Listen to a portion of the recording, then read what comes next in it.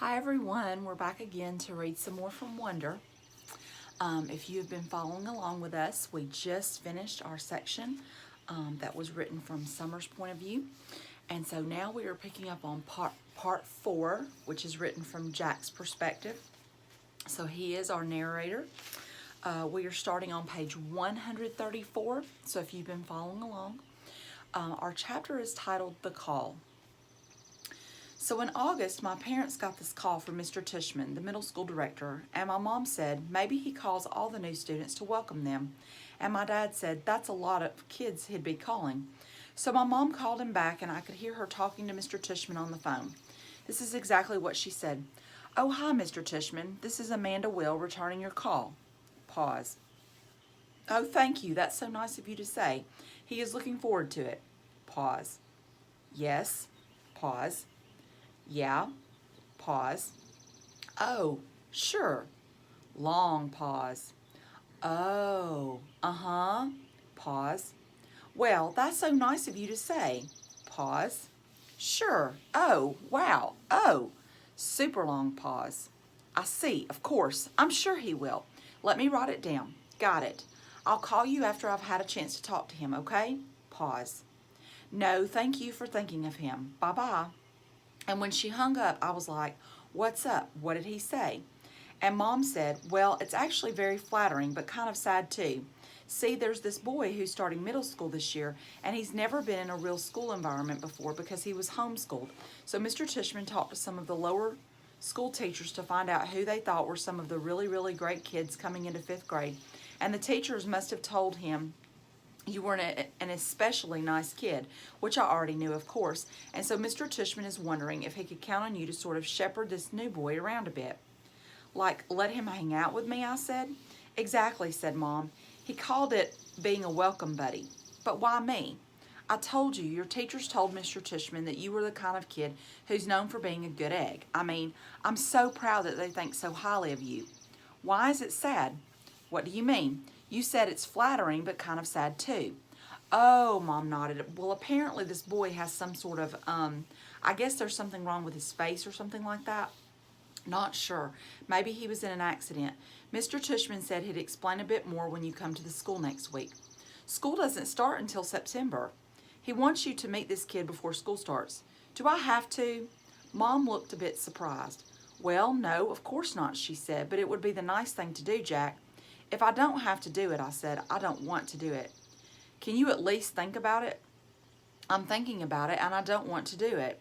"Well, I'm not going to force you," she said, "but at least think about it some more, okay? I'm not calling Mr. Tishman back until tomorrow, so just sit with it a bit. I mean, Jack, I really don't think it's that much to ask that you spend a little extra time with some new kid." "It's not just that he's a new kid, Mom," I answered. "He's deformed." "That's a terrible thing to say, Jack." "He is, Mom. You don't even know who it is."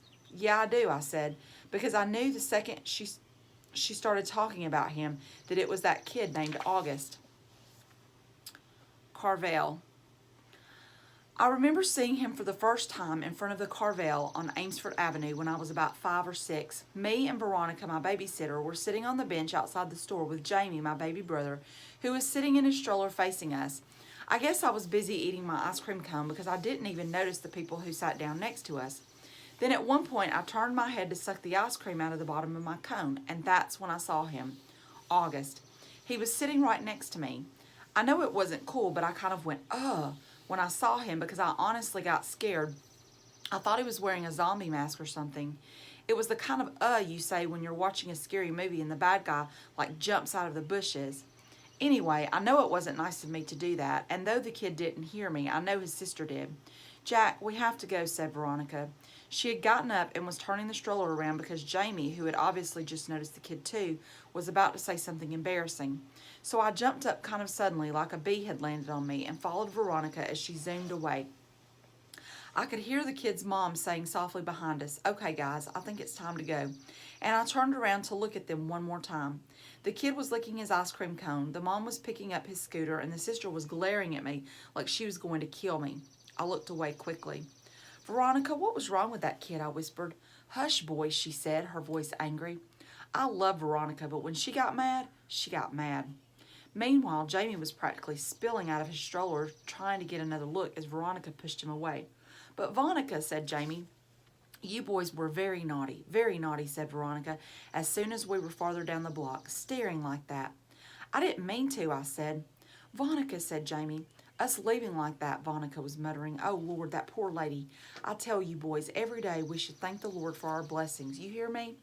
"Veronica, what is it, Jamie? Is it Halloween?" "No, Jamie." "Then why was that boy wearing a mask?" Veronica didn't answer. Sometimes when she was mad about something, she would do that.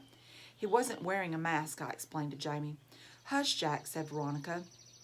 "Why are you so mad, Veronica?" I couldn't help asking. I thought this would make her angrier, but actually she shook her head. "It was bad how we did that," she said, "just getting up like that, like we had just seen the devil. I was scared for what Jamie was going to say, you know. I didn't want him to say anything that would hurt that little boy's feelings, but it was very bad on us, very bad us leaving like that. The mama knew what was going on." "But we didn't mean it," I answered. "Jack, sometimes you don't have to mean to hurt someone to hurt someone. You understand?" That was the first time I ever saw August in the neighborhood, at least that I remember. But I've seen him around ever since then, a couple of times in the playground, a few times in the park. He used to wear an astronaut helmet sometimes, but I always knew it was him underneath the helmet. All the kids in the neighborhood knew it was him. Everyone has seen August at some point or another. We all know his name, though he doesn't know ours. And whenever I've seen him, I try to remember what Veronica said. But it's hard. It's hard not to sneak a second look. It's hard to act normal when you see him. Why I changed my mind. "Who else did Mr. Tushman call?" I asked Mom later that night. "Did he tell you?" "He mentioned Julian and Charlotte." "Julian," I said. Why Julian?" "You used to be friends with Julian." "Mom, that was like in kindergarten. Julian's the biggest phony there is, and he's trying so hard to be popular all the time." "Well," said Mom, "at least Julian agreed to help this kid out. Got to give him credit for that." I didn't say anything because she was right. "What about Charlotte?" I asked. "Is she doing it too?" "Yes," Mom said. "Of course she is. Charlotte's such a goody two-shoes," I answered. "Boy, Jack," said Mom, "you seem to have a problem with everybody these days." "It's just," I started. "Mom, you have no idea what this kid looks like." "I can imagine." "No, you can't. You've never seen him." "I have." "It might not even be who you're thinking it is. Trust me, it is, and I'm telling you, it's really, really bad. He's deformed, Mom. His eyes are like down here." I pointed to my cheeks. "And he has no ears, and his mouth is like—" Jamie had walked into the kitchen to get a juice box from the fridge. "Ask Jamie," I said. "Right, Jamie? Remember that kid we saw in the park after school last year? The kid named August, the one with the face?" "Oh, that kid," said Jamie, his eyes opening wide. "He gave me a nightmare. Remember, Mommy, the nightmare about the zombies from last year?" "I thought that was from watching a scary movie," answered Mom. "No," said Jamie, "it was from seeing that kid. When I saw him, I was like, ah, and I ran away." "Wait a minute," said Mom, getting serious. "Did you do that in front of him?" "I couldn't help it," said Jamie, kind of whining. "Of course you could help it," Mom scolded. "Guys, I have to tell you, I'm really disappointed by what I'm hearing here." And she looked like how she sounded. "I mean, honestly, he's just a little boy, just like you. Can you imagine how he felt to see you running away from him, Jamie, screaming?" "It wasn't a scream," argued Jamie. "It was like an ah." He put his hands on his cheeks and started running around the kitchen. "Come on, Jamie," said Mom angrily. "I honestly thought both my boys were more sympathetic than that." What's sympathetic?" said Jamie, who was only going into the second grade. "You know exactly what I mean by sympathetic, Jamie," said Mom. "It's just he's so ugly, Mommy," said Jamie. "Hey," Mom yelled, "I don't like that word.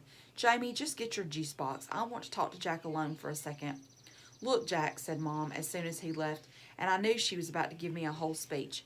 "Okay, I'll do it," I said, which completely shocked her. "You will?" "Yes." "So I can call Mr. Tushman?" "Yes, Mom, yes." I said yes. Mom smiled. "I knew you'd rise to the occasion, kiddo. Good for you. I'm proud of you, Jackie." She messed up my hair. So here's why I changed my mind. It wasn't so I wouldn't have to hear Mom give me a whole lecture, and it wasn't to protect this kid August from Julian, who I knew would be a jerk about the whole thing. It was because when I heard Jamie talking about how he had run away from August going, ah, I suddenly felt really bad. The thing is, there are always going to be kids like Julian who are jerks, But if a little kid like Jamie, who's usually a nice enough kid, can be that mean, then a kid like August doesn't stand a chance in middle school. 4 things. First of all, you do get used to his face. The first couple of times I was like, whoa, I'm never going to get used to this. And then after about a week, I was like, it's not so bad. Second of all, he's actually a really cool dude. I mean, he's pretty funny. Like the teacher will say something and August will whisper something funny to me that no one else hears and totally make me crack up. He's also just overall a nice kid. Like he's easy to hang out with and talk to and stuff. Third of all, he's really smart. I thought he'd be behind everyone because he hadn't been to school before, but in most things, he's way ahead of me. I mean, maybe not as smart as Charlotte or Zamina, but he's up there. And unlike Charlotte or Zamina, he lets me cheat off of him if I really need to, though I've only needed to a couple of times. He also let me copy his homework once, though we both got in trouble for it after class. The 2 of you got the exact same answers wrong on yesterday's homework, Ms. Rubin said, looking at both of us like she was waiting for an explanation. I didn't know what to say because the explanation would have been, oh, that's because I copied August's homework. But August lied to protect me. He was like, oh, that's because we did our homework together last night, which wasn't true at all. Well, doing homework together is a good thing, Ms. Rubin answered, but you're supposed to still do it separately, okay? You could work side by side if you want, but you can't actually do your homework together, okay? Got it?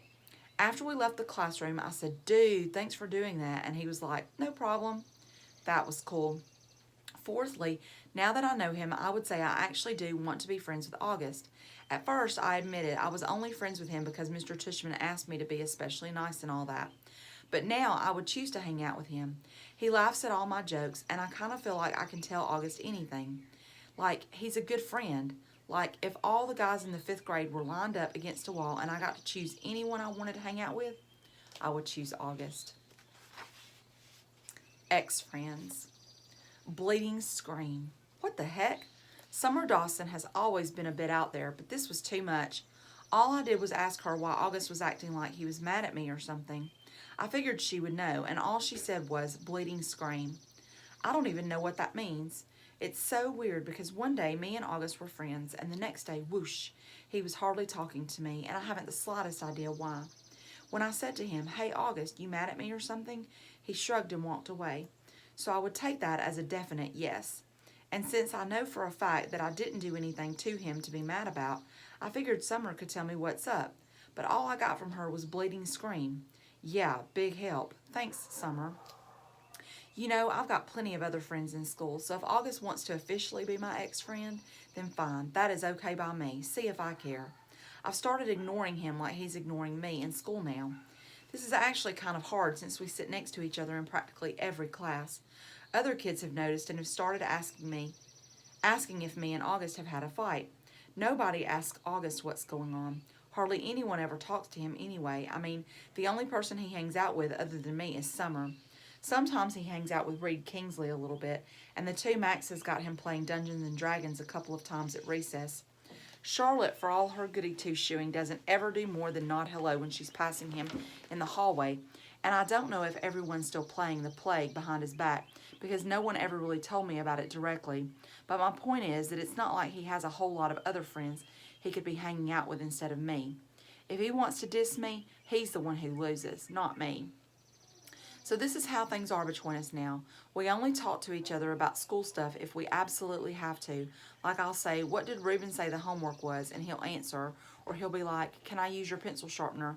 And I'll get my sharpener out of my pencil case for him. But as soon as the bell rings, we go our separate ways. Why this is good is because I get to hang out with a lot more kids now. Before, when I was hanging out with August all the time, kids weren't hanging out with me because they'd have to hang out with him. Or they would keep things from me, like the whole thing about the Plague. I think I was the only one who wasn't in on it, except for Summer and maybe the D&D crowd.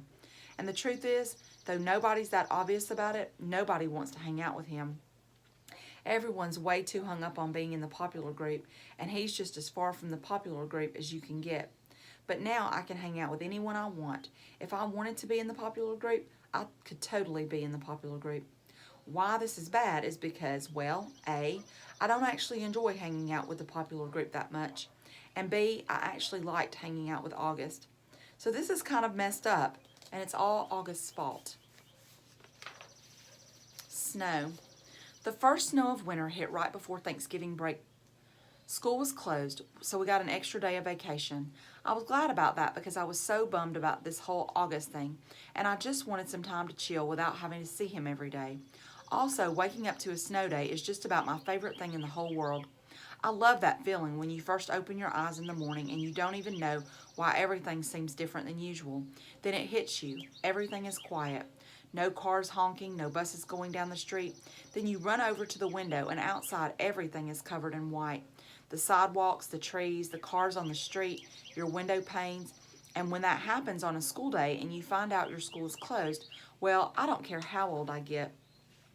I'm always going to think that that's the best feeling in the world, and I'm never going to be one of the grown-ups that use an umbrella when it's snowing, ever.